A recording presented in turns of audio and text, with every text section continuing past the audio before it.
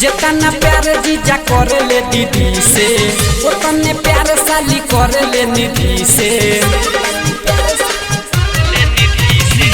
जितना प्यार जीजा करे ले दीदी से उतने प्यार साली करे ले निधि से।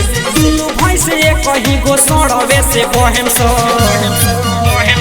एक गो भतार पर दुनू बहिन रहम सन। बाबू जानू सोना सुनऊ नहीं के कहम सन। एक गो भतार पर दुनू बहिन रहम सन।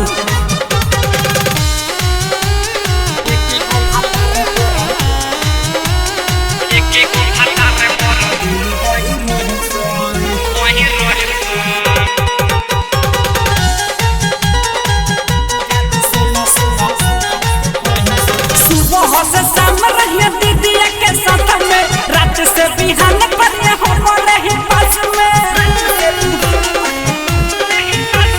सुबह से शाम रहिए दीदी के साथ में रात से बिहान पर हमारे ही पास में। कोई जवन दर्द मिली बाटी सहम सो एक गो भतार पर दुनू बहिन रहम सन। बाबू जानू सोना सुनऊ नहीं के कहम सन। एक गो भतार पर दुनू बहिन रहम सन।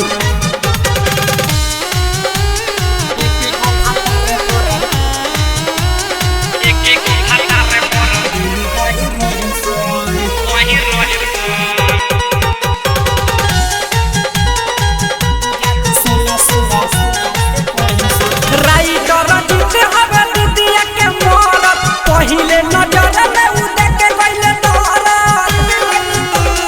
ए सखी राइटर जीते हवे दीदिया के मोरब। पहिले नजर में उ देख गइले तोरा चंदन छके नहीं दूर जाए देहम सो।